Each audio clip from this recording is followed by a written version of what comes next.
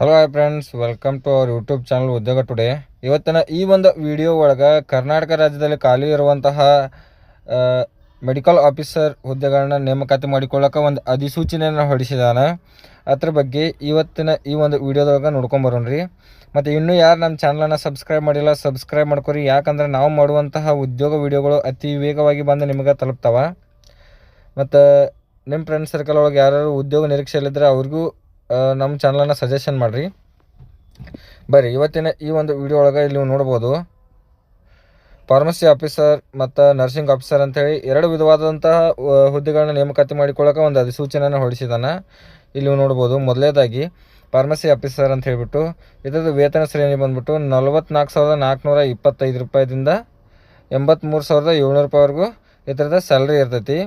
ಮತ್ತು ಇದಕ್ಕೆ ಟೋಟಲ್ ಹುದ್ದೆಗಳು ಬಂದ್ಬಿಟ್ಟು 98 ಹುದ್ದೆಗಳ ಖಾಲಿ ಇದಾವೆ. ಮತ್ತು ನೆಕ್ಸ್ಟ್ ಬಂದು ನರ್ಸಿಂಗ್ ಆಫೀಸರ್ ಅಂತ ಹೇಳ್ಬಿಟ್ಟು ಇದಕ್ಕೆ ಸ್ಯಾಲ್ರಿ ಬಂದ್ಬಿಟ್ಟು 54,175 ರೂಪಾಯಿದಿಂದ 99,400 ರೂಪಾಯಿವರೆಗೂ ಇದರದ ಸ್ಯಾಲ್ರಿ ಇರ್ತೈತಿ. ಮತ್ತು ಇದ್ರದ್ದು ವೇಕೆನ್ಸಿ 90 ಪೋಸ್ಟ್ಗಳಿದಾವೆ. ಮತ್ತು ಟೋಟಲ್ ವೇಕೆನ್ಸಿ ಬಂದ್ಬಿಟ್ಟು 188 ಪೋಸ್ಟ್ಗಳಿದಾವೆ. ಈಗ 88 ಪೋಸ್ಟ್ಗಳು ಖಾಲಿ ಇರುವಂಥದ್ದು. ಮತ್ತು ಇದಕ್ಕೆ ಶೈಕ್ಷಣಿಕ ವಿದ್ಯಾರ್ಥಿಯನ್ನು ಏನಾಗಿರ್ಬೇಕಂತ ಹೇಳಿ ನೋಡೋದಾದ್ರೆ ನೀವು ಫಾರ್ಮಸಿ ಆಫೀಸರ್ಗೆ ನೀವು ಡಿಪ್ಲೊಮೊ ಇನ್ ಫಾರ್ಮಸಿ ಕಂಪಲ್ಸರಿ ನೀವು ಮಾಡಿರಲೇಬೇಕು. ಮತ್ತು ಇದು ಕರ್ನಾಟಕ ಫಾರ್ಮಸಿ ಕೌನ್ಸಿಲ್ ಒಳಗೆ ರಿಜಿಸ್ಟರ್ ಆಗಿರಬೇಕು. ಅಂಥವ್ರು ಮಾತ್ರ ಇದಕ್ಕೆ ಫಾರ್ಮಸಿ ಆಫೀಸರ್ಗೆ ಅಪ್ಲಿಕೇಶನ್ ಹಾಕೋಕೆ ನಡಿತೈತಿ. ಮತ್ತು ನರ್ಸಿಂಗ್ ಆಫೀಸರ್ಗೆ diploma in general nursing pass ಆಗಿರ್ಬೇಕು ನೀವು ಕಂಪಲ್ಸರಿ. ಮತ್ತು ಇದು ಕರ್ನಾಟಕ ಗೌರ್ಮೆಂಟನ್ನು ಇಶ್ಯೂ ಮಾಡಿರಬೇಕು. ಅಂಥವ್ರು ಮಾತ್ರ ಇದಕ್ಕೆ ಅಪ್ಲಿಕೇಶನ್ ಹಾಕೋಕೆ ನಡಿತೈತಿ.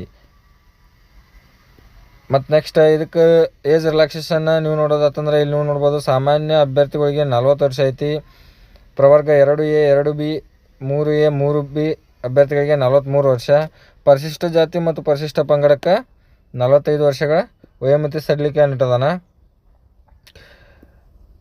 ಮತ್ತು ಇದ್ರದ ಅರ್ಜಿ ಸಲ್ಲಿಸೋ ವಿಧಾನ ಆನ್ಲೈನ್ ಮುಖಾಂತರ ನೀವು ಅರ್ಜಿ ಸಲ್ಲಿಸಬೇಕು ಕಂಪಲ್ಸರಿ. ಯಾವಾಗಿಂದ ಅರ್ಜಿ ಸಲ್ಲಿಕೆ ಪ್ರಾರಂಭ ಅಂತೇಳಿ ಅಂದ್ರೆ ಇಲ್ಲಿ ನೀವು ನೋಡ್ಬೋದು, 7/8/2026ರಿಂದ 30/8/2026 ಮಟ್ಟ ಕಾಲಾವಕಾಶ ಐತಿ. ಕೇವಲ 23 ದಿನಗಳವರೆಗೆ ಕಾಲಾವಕಾಶ ಐತಿ.